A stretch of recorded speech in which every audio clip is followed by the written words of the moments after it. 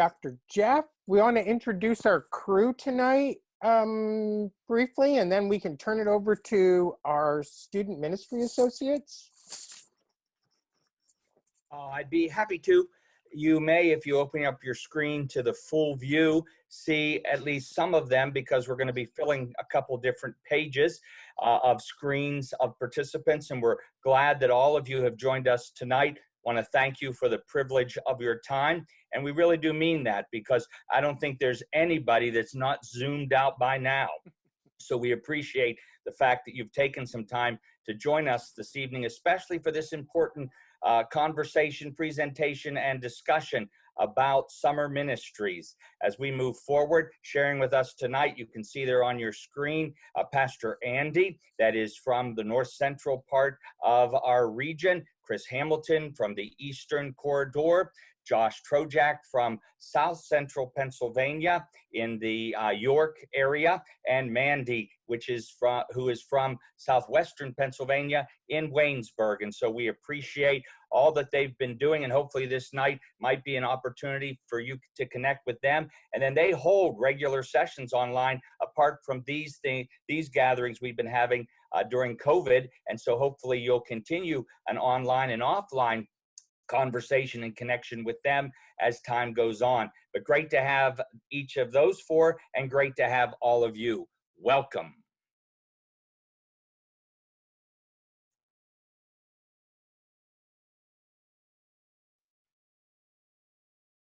There we go. Thank you so much. So the first thing we want to talk about tonight, and we thank you so much that you are here, that you're on this call, and that you care.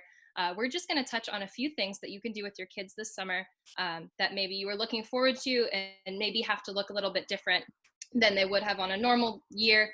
And the first one is Vacation Bible School. And I know this is a huge thing that churches are talking about right now.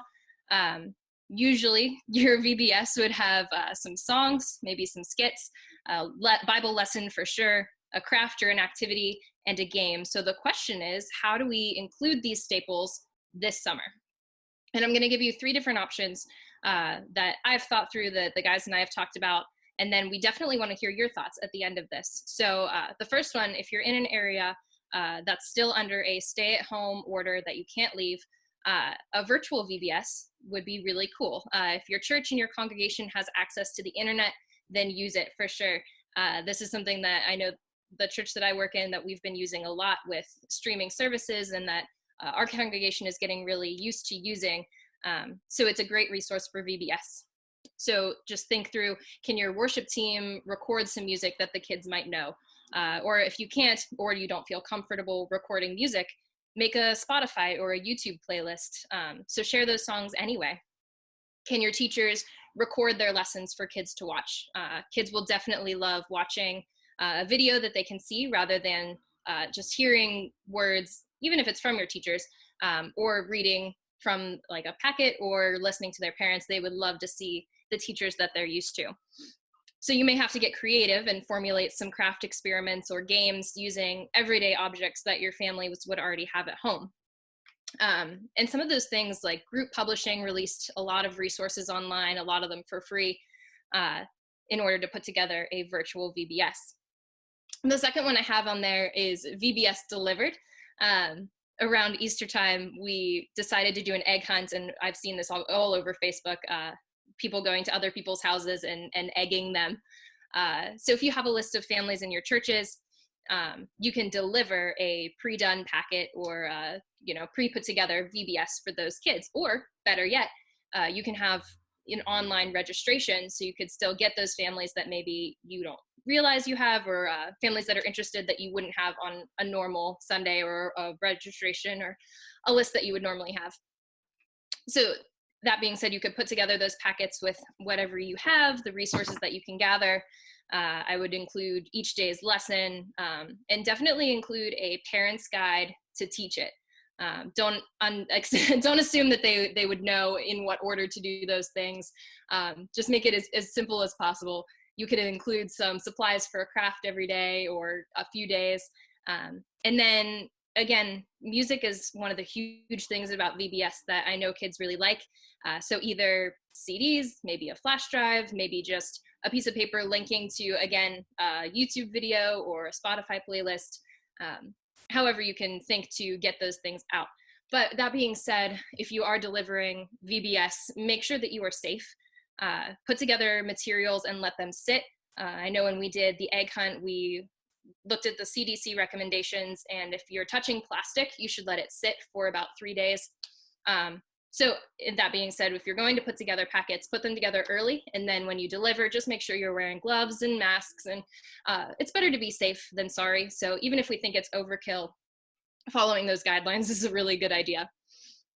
So there's no such thing as being too careful when we're talking about our children.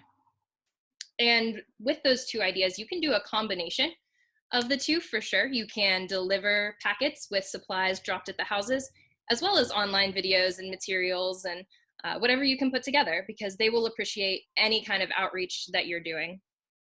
So whatever you choose to do here, just make sure it is easy to find. I suggest maybe a page of your website is just VBS, and make sure everything is labeled really, really well. Again, a parent guide is really important if you're expecting them to get the message across to their children, and they will really appreciate not having to formulate their own lessons in some sort of order to follow. So if you're dropping off a packet at the beginning of the week with everything for a whole week or even just a few days, definitely make sure that those are really well labeled. Your parents will really appreciate it. And you could take this one step further if you wanted, and you could release each day's materials, if you're doing it virtually, day by day. So a kid can't work ahead, plus they'll really have something to look forward to. If your church uses YouTube, then you can schedule when a video goes public. And if this is a route you'd like to go, the best thing you can do is keep a schedule. So for example, a video would release at 9 a.m. every day. So then a kid's not sitting online all day waiting when your VBS stuff would come out. So that's if you really want to go, full in to the virtual VBS. My last idea, and this depends where you live and what the restrictions look like. Maybe you've moved your VBS later into the summer, is modified in-person VBS. So just some ideas that we had when we were spitballing. Remove all of your large group gatherings. I know for us, VBS had a large registration, and then everyone gets together for a skit and instructions for the day or what may be that. I would remove all of those large group gatherings. I would have each kid register and be sent to their classroom for the duration of their time in the church. And if possible, you could try and keep them in the same room as much as possible. This will limit their contact with other kids and limit any spread of anything, really. You would do this if the flu was going around. You'd want to keep those kids as safe as you can. This puts more responsibility on your teachers, and I get that. But the more teachers you have and the more careful they're being, the better it is. And I know a lot of people, or a lot of adults in the church, would probably be really open to helping, even if they've never helped before, just because it's kind of an all hands on deck thing right now. And we can use all the help that we can get. So the more teachers, the better. If you have the space, and this is something we were talking about, have your registration and your pickup happen outside. If the weather is nice and you have the space, this will really spread out all of your people, and it will keep your family safe and not have so much chaos in the lobby of your church, because if it's like ours, it's small and it can get pretty cramped. And the last thing, and I will throw Andy under the bus here, this was his idea, and something that he's done in the past is a community VBS. So if you're part of a community where your church is within, a few minutes of other churches, you can team up and maybe have a certain age group in different churches. So the parents only have to drive around, not too long, but to drop their kids at wherever their age group would be. And then you have a lot less people per church, and it's a lot safer for everyone involved. So like I said, Andy has experience here, so I'll volunteer him if you have any questions with this. But as always, we're here not because we have all the answers, not at all. We just know that this is so important, and we want to help you in any way that we can. So we will be open for questions and discussion at the end of this, or if you think you'll forget your question, go ahead and send that in the chat and we will do our best to get to everything. And we definitely want to hear your ideas too. But just for now, we're going to move on to missions. So that lands on me. I'm Josh Turjak. I'm been in youth ministry for 12 years, and there's always been something new. That's the nature of children and youth ministry, and I'm thinking that most of us on this call are here because we have a love and a care for the students, the kids that are in our church. And if you've spent any time around students, they change, right? The groups change. I have had years where I've had really heavy middle school, and I've had years where I had really heavy high school students, and like that changes how you do ministry. But I have to admit, I'm thinking of Chris's devotion there earlier. I had some of those same frustrations and struggles today. And like Mandy was saying, we don't have all the answers. We are in the trenches. We are doing this with you. And in the big reality, I wasn't able to be on it today because I had other responsibilities that I was rushing around to get done. And but I heard that during one of the trainings earlier this afternoon with Church Mutual, that there was a recommendation that we don't have any in-person VBS until 2021. When you hear those kind of things, if you're anything like me, all that does is continue to stress me out. Because like Chris, there were things that I had planned for this summer. There were things that I wanted to do with my teenagers this summer. I asked my teenagers 2 days ago what they would want to do, if certain things just weren't able to happen. And I just asked them what they would want to do for the summer. And the first thing that they said was the mission trip that we have taken every year since I've been at this church. It's been to Erie. It's been partnering with Crossroads Baptist Church in Erie. And they've loved the ability to help lead a VBS with that church, specifically reaching out to a lot of refugees from Burma. It's a great congregation, and we've had a great partnership. And so it hurts when I hear that, because I haven't made a decision, because everything's so fluid right now. But the back of my mind, I'm like, it's 99% sure we're not going to Erie this summer on a mission trip that way. And I don't know if you're in the camp that you had a mission trip planned, your church, your group, your kids, youth, you had a specific mission trip planned and you've had to cancel it. Maybe you go to a camp and you're still not sure whether they are going to have a week of camp or something like that, that they have that week away to really either serve or to do something with other Christians, to have that fun. My son is named after Camp Judson from up in North Springfield. I love camp, and I love that connection that you can get at camp. If you are in that camp, or if you are one that says, well, we've never even had a mission trip because we don't have a large enough youth group. We've never done something like this. The one thing I want to challenge us with us tonight is that this is the one thing that I think we can do. It's going to look totally different, but this is definitely the thing that we can do with our kids and our youth this summer. Whether a VBS can happen or whether a VBS in the way that we would want it to could happen. And, I know I've had conversations with people who maybe heard some of what Mandy said about a virtual VBS and go, I can't do that. That's way over my head. And so we can get overwhelmed by some of these things. And if nothing else, I want you to hear, especially with high schoolers, middle school, high school students, this opportunity for missions is so exciting to me. It's stressful because it's not the way that I would want to do it, but it's exciting to me. And so here's the background for me and why I chose the missions part to talk.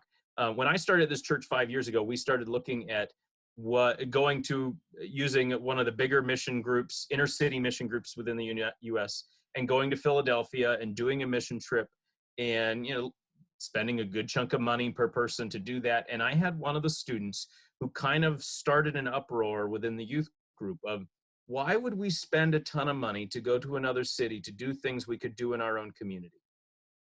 And I stepped back, and it took me by surprise, because it was kind of one of those things, why didn't I have that idea? I'm paid to do this. Why didn't I have that idea? And ever since then, we've done a a mission trip somewhere, and most of those years it has been to Erie, and that has been, again, been a great partnership, and we spend some money to do that. But every year we've also done what we've called a hometown mission trip, and it has simply been a week long. They're not staying at the church. We don't have showers or anything like that. So I frankly love the option that after dinner they go home to their own homes. I can sleep in my own bed for the night. You know, it's a slightly more relaxing than sleeping on a cot somewhere you don't know where you are, that kind of deal. But the beauty of it is that we are serving in our own context. And it's taken some time to build some of those connections, especially for me. I was new to the area, so I didn't know any of these organizations or groups. And we've built connections with Life Path Ministries, which is a rescue center in York City, with New Hope Community Center, which is essentially a food bank ministry in Hanover, with Tender Care, a pregnancy center in Hanover. We've worked with our local community center. We have simply just cleaned up our streets. That was not maybe one of the most fun and favorite activities, but we have had the opportunity to clean our own community, and as well as do yard work for community members and things like that. And that has been a great thing. But you know, the stressful piece about this is that I figure that I'm not going to be able to do a hometown mission trip in the same way that I've typically done, in that week long, they're all together for everything. But the more that I think about it, with everything out of our control being canceled, and things being different over the summer, and acknowledging that the teens will have time, what can we do with that? And so the local service, that middle bullet point there, is the big one that I'm talking about, especially depending on the levels of which things have been released for you to be out in your communities. I mean, I'm thinking about some of you in the northern part of the state. I'm jealous because I know that tomorrow you get to enter that yellow phase, or whatever it's called. I'm not there. We will be still in the red one. And I don't know what all that looks like. I've tried to stay away from some of the news because all it does is continue to bring me down. And all I know is that we need to continue to take safe steps. And it's going to take us some time. It's going to take us a little bit of finagling, and we might not know all the answers, because that's my other issue. I'm a planner. I want to know what is coming. And right now, I can't really plan more than a week or two ahead. But maybe that's not a bad thing. What I've been looking at with the local service thing, especially as things might get lifted, I would say that most of us in this group probably fall into the camp that if we've got a youth group, it's less than 25 people. We're already in that small group category in terms of the large group, the group sizes that can gather together under the regulations once you get to the yellow phase and other things like that. What would it look like for us to reach out to our communities, even in those small groups? Maybe they have to be broken up further. Maybe you just take a group of high school boys, take a group of middle school girls, and you go and you serve somewhere. It's probably going to look different. I know that Life Path, where we have served before, they have a huge need. They also have many different regulations as to who can come, how they can come, when they can come. But I'm confident if you were to reach out to individuals, ministries, organizations, your own community, that there would be organizations, they would have needs, and they would say, here's how you can help. And so maybe it's just one afternoon this week, and a morning next week, and a weekend the next week, that we'd be able to get out and actually do some very practical things that are very much needed for so many of these ministries. But just the other piece of all of this that I was challenged in my own head was, what happens, especially as I was thinking about some of you all getting to enter the yellow phase and I'm still in the red one. What if I'm stuck in the red phase all summer long? What if the whole social distancing thing doesn't let up like I want it to? What does that look like? And the more that I've been thinking about this, that first bullet point, home challenges, it's something that I've started. I'm not ready to put it out there, but I will tell you that when I have it, I'm going to make it available to anybody who wants it. But the idea of some social media type things and some printouts that I can mail, or some simple challenges for our teenagers and for our kids, especially when they're out of the whole homeschooling thing and they're back into just complete free time, but not free time that they really can, the traditional summer. What would it look like? Because I'm confident that God doesn't say, well, Well, you don't have anything to do, right? Like, you can't go out of your house. You can't see people, so there's no way that you can serve. For me, some of those ideas of reaching out during quarantine, specifically, so many of our kids, they struggle with the relationship with their families. And some of that's just typical. I mean, we get annoyed with our own families when we're stuck with them for an evening. We've been stuck with them for a while. What would it look like for those students to be able to take care of their parents, to do something that serves their parents, to serve their siblings? What does it look like to look around your neighborhood and see the neighbor who could use somebody to come out and mow their lawn? You as a family are going to get groceries, and so you go visit that neighbor who you think or might need some extra help, and so you go, hey, what can we get you? What can we help you take care of? And I'm going to be putting together some of those challenges to really push them to say, we might not be able to get out of our houses right now. We might not be able to get together, but there's something God has for each of them, conversely also for each of us. But there's something that we can still do. Even the simple answer of sending text messages, writing letters, especially right now, like the joy of getting a letter. Even my kids are enjoying that. And, they're under 7. That is a huge thing that we can do for other people. So whether you have a huge group, a small group, or whether you're able to get out or not at all this summer, there are ways that we can serve. The last one there, global, there are ministries, there are missions all around the world that I think all of our churches have supported, are continuing to support through this time. But maybe reach out and see what we could do to collect. What is a need that they really have right now that we could have collections for? Maybe we still can't get together really to make that connection work, or that collection, to be a big fun event like I would have done during a hometown mission trip. But there's still something that we can do. My biggest struggle in all of this, and just to voice it so that, maybe if you have this struggle, you don't feel alone. I struggled with what I would say on here because to some extent, I get on these kind of things and I want somebody to give me the answer. Like, what's the checkbox? What's the program? What's the thing that I can do this summer with my kids? And in reality, that's what we're constantly looking for, even outside of COVID. We're looking for programs and the things that have worked for other people. And right now, we are in completely uncharted territory. We are in completely unknown. And this is an opportunity for us to just have some fun and to just try some things and to, at bare minimum, connect with our students so that they know they're not alone, which is what Andy will be talking about, so I won't steal any more of his thunder. But would love to hear more ideas that you guys have on VBS, on missions, on connections, and we'll chat more here in a minute or two. All yours, Andy.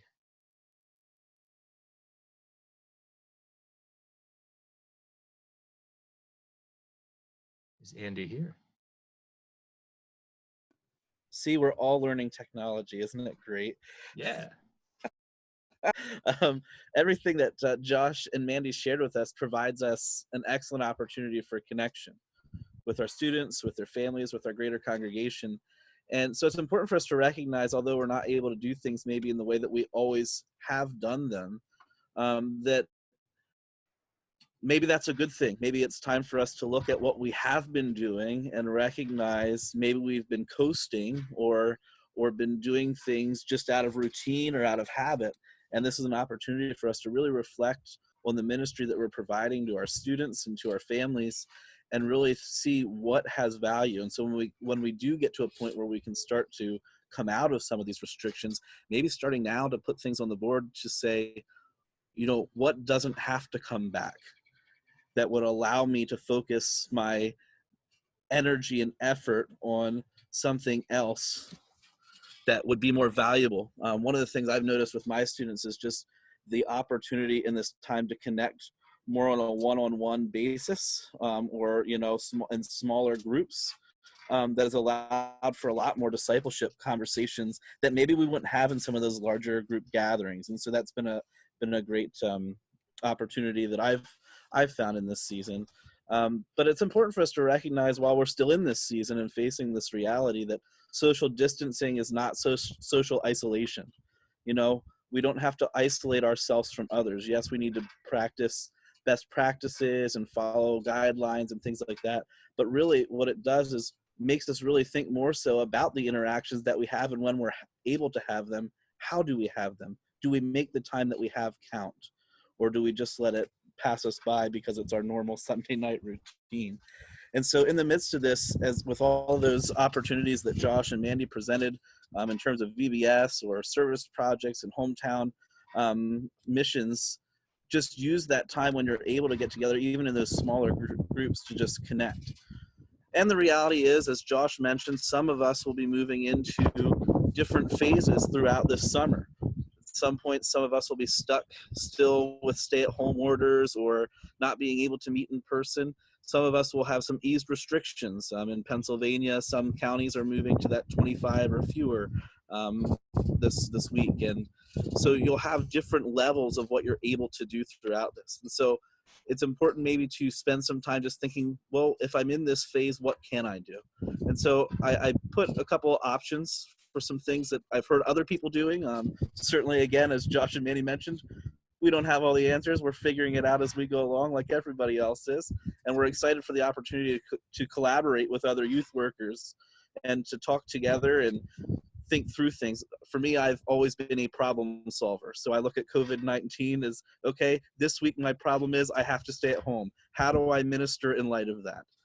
Next week, I move into the yellow phase and I'm allowed to have gatherings of 25 or fewer, but maybe it's not wise for us to still meet in the building because we don't quite have the cleaning procedures in place. So how do I solve that problem? And so I think if we take it day by day, what it causes us to do is focus and allow ourselves to draw into the Holy Spirit and really take our guidance from God in maybe a way that we haven't done on a day-to-day basis because we've been stuck in a rut or just kind of going through the motions. So as you go through these different opportunities to be able to connect, just keep in mind that it's important to do so. It's okay to try things and have them not work out. It's okay. You have room to fail. There's a lot of grace right now because everybody knows that we're all doing something that we've never had to do before, right? And so don't get stuck in a place where you just don't do anything. Utilize what's available to you. Reach out to other youth workers. One of the best things that happened for me this week while I was having an experience of frustration was just being able to connect with a couple youth workers in our area. And just we actually met in a parking lot, parked our cars and sat in our trunks, with distance apart and yelled across to each other to be able to have some face-to-face interaction, which was kind of nice. But, thinking outside the box, it's important to do. So if you're stuck at stay at home, here's just a couple ideas of sending out care packages or dropping them off to your students. As Mandy said, using some guidance there, maybe packing them ahead of time, let them sit for a little bit and then send them out. Making phone calls, using that time to disciple with your students and just talk to them. They're so isolated right now from being able to see their friends or be in school and stuff like that. I found that they're a little more open to just conversation because they're just so excited for somebody to talk to. And then continuing some of those online gatherings. I've talked to a couple youth workers who've been discouraged that their attendance has dropped, but you know what? That's okay. What that's allowing you is a smaller, more intimate group to be able to speak more directly to those students, and so that's awesome. If you move into some of those eased restrictions, some things that you could do to maybe maintain some of the social distancing. One of the things we're going to try as we move into, I'm fortunate to be moving into the yellow phase. Sorry, Josh, I'm hoping you get there. But one of the things we're going to try to do is to break our group into some smaller groups of, about 4 or 5 groups of 5 or 6 kids, where we can go out and just spend some time hiking together in our local state park here and be able to just keep our distance in that way, but still be able to have some interaction and then share some devotion out in nature and just connect with God in that way. One of the things I'm hoping we'll be able to get to, I don't know yet, is maybe having some game nights inside of our facility, and rather than having y'all come and put out the date and just whoever shows up, maybe being intentional about inviting 1 or 2 families that could come and spend that time together and do our cleaning afterward, beforehand and afterward, but spending time just to play games that would allow us not have to be too close, maybe not the human knot type of game, but some games that would allow us to keep some social distancing, but also just be able to laugh in the same room, even distanced, without having to be on Zoom. If we have even a game up on a screen, we're not relying on everybody's individual internet connection to do so. And so that in itself creates some opportunity to just enjoy that moment together. But above anything, no matter what place you find yourself in throughout this summer, throughout this pandemic, it's important that we express care and provide support to both our students and our families. If you're like me, this has caused me to have many more conversations with my parents than I probably ever would in a year's time. We usually have 2 parent meetings a year, and moving things online, making sure we're following our safe practices of interaction with the students. We've done a lot of communication with the parents in this season, and I found they're just as excited to talk as the kids, because they're also stuck in the house with their kids, and they are starting to see what we see on a retreat basis with all of them together, right? But it's been awesome to just connect with them and be able to share my heart with the parents in this season. So some night your kids are getting that online fatigue, don't do youth group, have a parent night, do something fun with them, let them just kind of relax and just spend some time getting to know you as a youth worker in this season as well. But thanks. And a quick plug before we kick it back to Mark. We do have a page on the ABCOPAD site, tried and true resources, all of our contact information. We would love to help you. And even if that help is just talking through some stuff that you're going through with your kids, reach out to one of us. It doesn't have to be the one in your designated area, but please let us know how we can be there for you in this time and any time. So I will let Mark have the reins again and open it up for whatever we're doing. Perfect. Thank you to all of our regional ministry associates for student ministry, Mandy, Chris, Andy, Josh. Awesome job. Why don't we open this up to questions or some feedback to some of your ideas. You can unmute yourself. I think you have that capacity now, or I can make sure that you are all unmuted. That's just a scary thought whenever I do that. But you are all unmuted at this point. So thoughts, feedback, questions?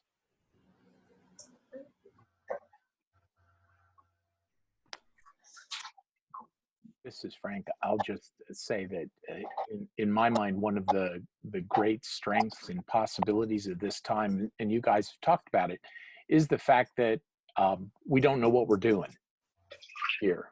I mean, there are no rules in that regard, other than the whole physical distancing stuff. But it seems like, just in terms of the streaming that's been done by churches and leaders, and it's just been amazing to watch the resilience of churches in the midst of this. I think the same thing can hold true with student ministries, that you can be creative, and okay, it means sometimes you may need to ask for forgiveness because something goes kind of sideways. But I think that there's a greater openness on the part of folks today, knowing the situation where we find ourselves, to be creative and to try something new. If it blesses and encourages one young person in the process, it's a win. So. And I will say, just for that side of things, this is, we were focusing on what does student ministry look like in the summer, but also know that we've been trying to figure out what that looks like right now. And if you mentioned tech there, Frank, if the technological side of this, of getting a Zoom call or being able to put something out on Facebook or YouTube or whatever else, if that's something that's challenging for you and you need some help with that, you can reach out to any one of the 4 of us. I will also acknowledge none of us are experts in this. We've all been trying new technology and have been experimenting with brand new stuff that we didn't even know existed before. But we have been in this tech world and all that kind of stuff, and we are willing to help, even if it is just like right now. What could you do differently? As Chris is sharing his filter there, I did this for him as well. So I'm a pirate. We're on uncharted waters. So if you need help with this kind of stuff, let us know, because we that's what we want to do, is to support you. I appreciated Josette's message regarding giving me some fire. To get back into this, I know for a lot of our churches, one of the joys that I have every year over the summer is sometimes crashing during a week, a church's vacation Bible school, and jumping in and taking pictures. And there's huge energy in many of our churches surrounding that ministry. And so I think it could, I love what you said, Josette, about that fire. I think, how do we tap into that passion and say, okay, this may not be what we normally do, but I know all of you are passionate about this. Let's think about how we do this creatively together. Let's not just abandon this, but let's figure out some new ways that we would be excited to connect with our kids. And I gotta believe parents are gonna be desperate at that point to have somebody be the cavalry and come to the rescue. I don't know. What are your thoughts, friends? What are you thinking? I just actually ran This into is Rusty Horny Night. Go ahead, Rusty. And then I wasn't sure who started to speak. Was that you, Josette? I'll have Rusty and then Well, Josette, go ahead, Josette. Well, I just wanted to say I want to thank each of you for some great ideas. I've been pastoring for a number of years, and some of these ideas are just super. And this is all new technology and all for me, and I'm just trying to get my feet wet and trying to find out what's going on. But I really do appreciate your efforts, and I'm going to check out your page, and so I could get some more ideas and share with my church people. We're kind of struggling, kind of figuring out, what are we doing or what aren't we doing? What can we do? And especially with the children, that's an area that I think we've kind of set by the side. We kind of, having church online or something, but we forget about the children and their ministries. And I think it's important. So I really do appreciate each of your input. And I'm going to take some of these ideas to my board at Christian Ed, and we'll start working on something soon. Thank you.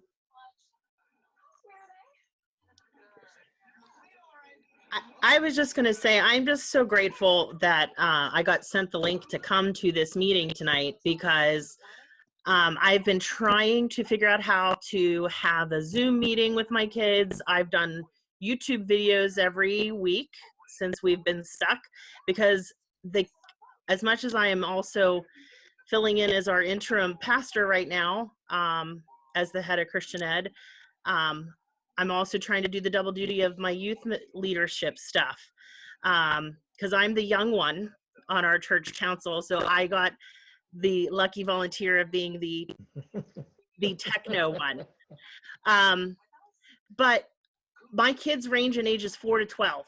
And so even thinking of being able to do a meeting with them when a lot of them are siblings, they all want to be on at the same time and all want to see you at the same time. So if anybody has suggestions of how to try to help my parents out with being able to do youth group or Bible school or something when we're still in the red phase in Allegheny County, to be able to do that they're not overwhelmed with me dropping off something else for them to do. Yeah, just send me your email. I've been, we do an Awana ministry for kids 4 through 6th grade. And, and we've been continuing that via Zoom, and I wasn't sure how it would go over, but it's been awesome. I mean, we've scaled back. It's been less with the verses and things, but we've been doing a game, just kind of seeing how everybody's doing, some games, and then I always give them a devotion, like a word of, about. So I usually use a lot of PowerPoint to do that, but I'd love to be able to talk to you and share some ideas and some things that I've done. I've got some PowerPoint games that I've used that have gone over well for that age group, because it's hard when it's that diverse of ages to engage them. And so I can definitely show you some of those. So yeah, if you want to shoot me your contact and private message me on this, then I can. I will do if that. anybody else too, but I've been doing it. It's been really cool. I've actually really enjoyed it, and so. I will do that. Thanks. Another note about Zoom. Sorry to cut you off, Chris. I've been using Download Youth Ministry for just about every game that we play. We have youth group every week, and we've done everything from like scavenger hunts to trivia, and it's just another.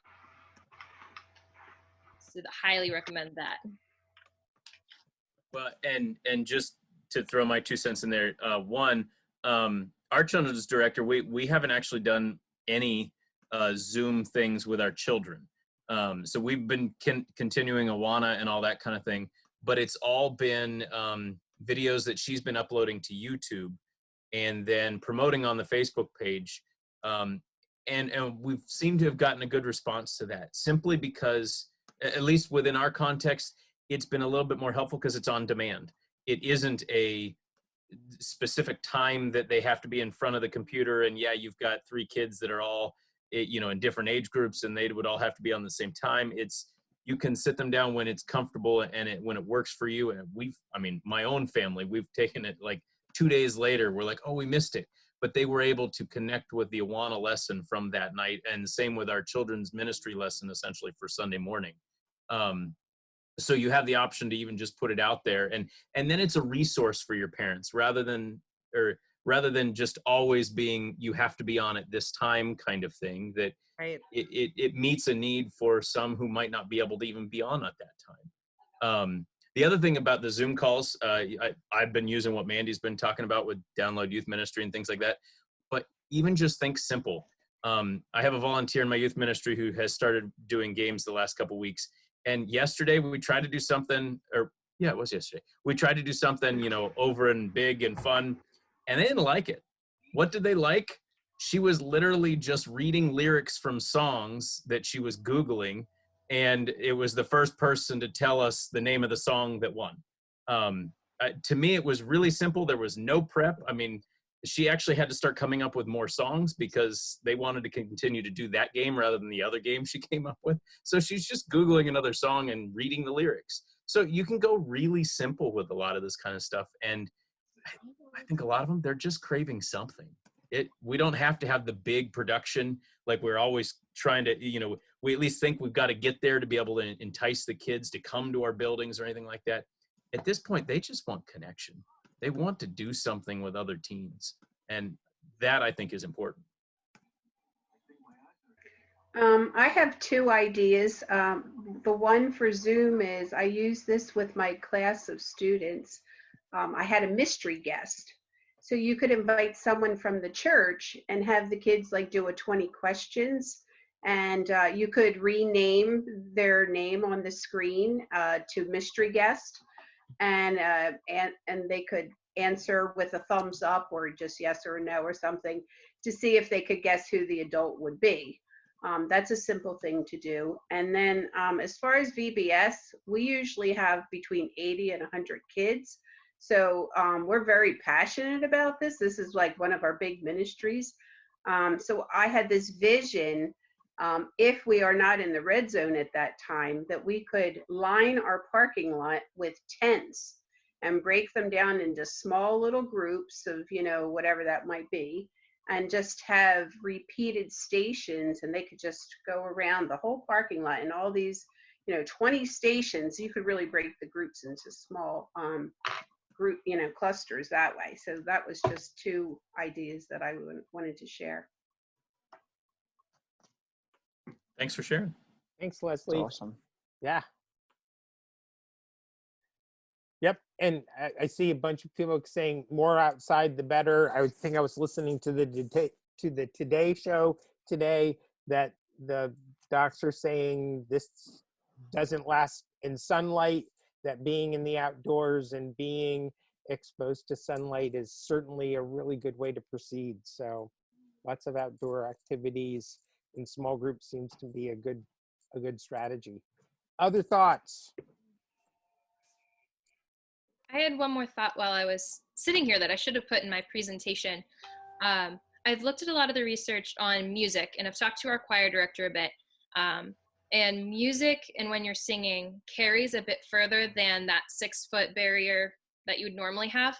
So if it's possible and you do music and you are in person for VBS, try and move your music to a room with a lot more space. Just be aware that that has a bit more travel area, I suppose. So just be careful when you're doing that. Cool. Anyone else? But don't want to bring this to a close prematurely. Anybody else have anything they want to share? The last thing that was coming to my mind, similar or coming from what Rusty was talking about, the question of what are we doing, what are we not doing, what can we do? I think in so much it's that last question, what can we do, that we really got to focus on, and knowing that it's going to be completely different than things that we would have typically done. I think I'd even heard at one point in this that don't want to overwhelm the parents.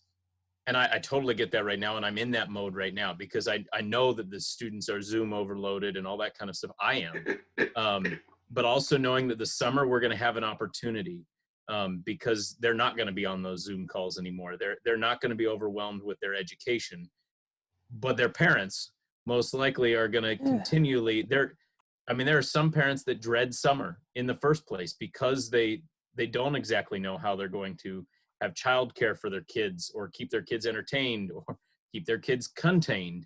And now we've been in this summer mode in that sense for parents for a couple months now.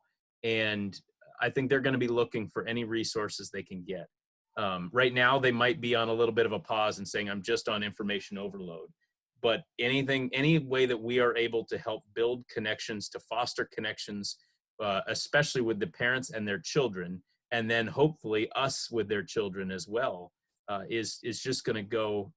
That's going to have a huge impact, and that I think is what I think we're really challenged to this summer is to really support our parents and support their families, and maybe even conversely supporting neighborhoods that we didn't even realize we were doing it, but they're sharing that with those who are closest to them because that's who they are with.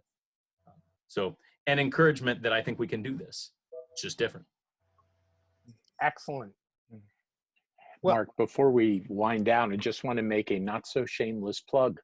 You folks get together like on a regular basis and do this through Zoom, right? I mean, so what we're doing tonight, folks could come and yak with y'all at other times, right? Yeah, we're doing it tomorrow. So we as youth ministry folk might still fall into the camp of we sort of fly by the seat of our pants. We did talk about, we've been doing this for the last off and on for the last couple months, getting together on a Zoom call, and we don't really have a huge agenda. It's just those who care about children and youth just talking about what's going on, and it's essentially almost like a support group and a brainstorming session. We had this one planned for a little over a week. Did we put it out on our page? No. So here it is. This is the brand new published, and this isn't even the right one. I posted it. Okay, this is that was right. No, it wasn't. That said it was posted at April 15th. Oh, I saw 7. I thought it said 5. 7. Okay, but in any case, this is our ABCOPAD Student Ministries page. We will continue to try to share resources and things that way here. There it is. But if you want to, tomorrow, if you have some time at 1 o'clock, we're just hanging out and we're talking about what it means to minister to children and youth. That Zoom link is there on our page. It's ABCOPAD Student Ministries. And I'm sure that this post will probably be shared sometime tomorrow on the ABCOPAD page as well. But yeah, thanks for the plug there, Frank. You bet.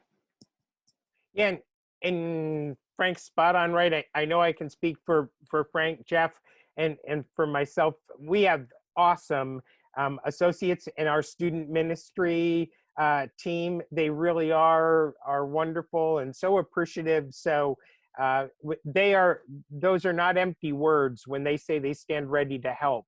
That you send them an email, make a phone call, connect with them, and they are ready to assist. So on behalf of all of us here, thank you, team, for a great job this evening. Much appreciated.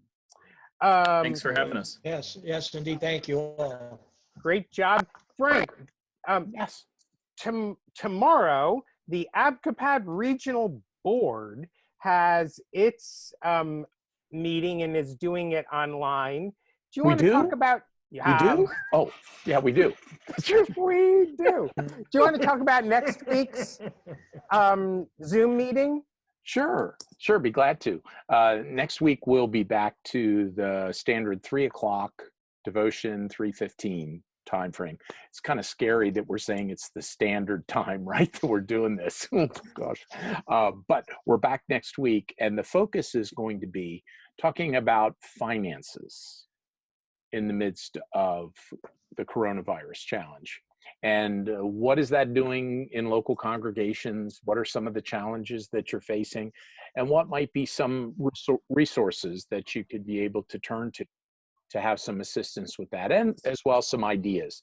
And we'll talk about, giving streams and different ways to be able to encourage support in the midst of distancing from one another in ministry. Now and again, and here again, sorry, Josh, to rub it in, but there are some that are going to yellow.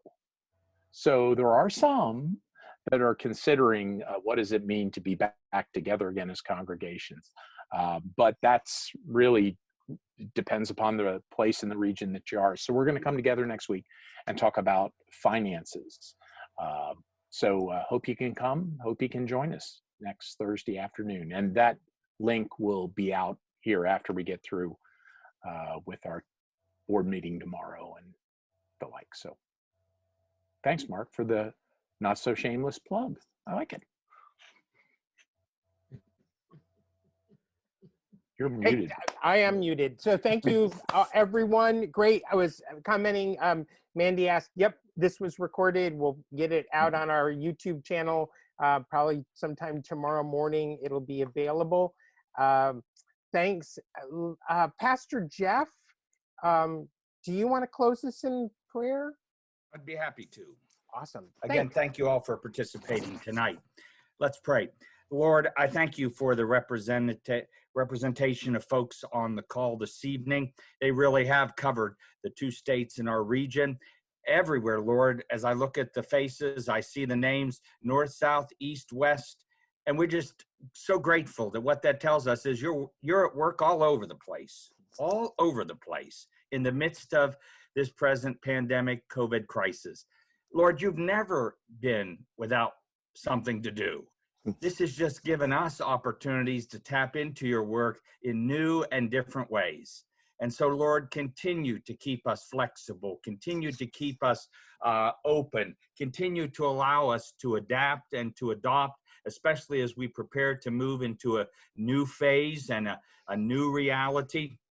Let us, Lord, look to you, keeping our eyes on you. Bless these folks, Lord, that are on the call and all the other people that they represent in our congregations across this region and across this denomination who have during these weeks, Lord, of isolation and quarantine and lockdown, really put their whole self and more into it to remain connected and to remain, Lord, in touch with their students, with their children, and keeping those people, Lord, in touch with you. So give them a double portion, an extra blessing from above for all that they're doing in their house, in the church house, and in individual houses in ways we never could have imagined. In the 21st century, you've taken us back 2,000 years to some of the things they were doing then, and we find them very relevant today.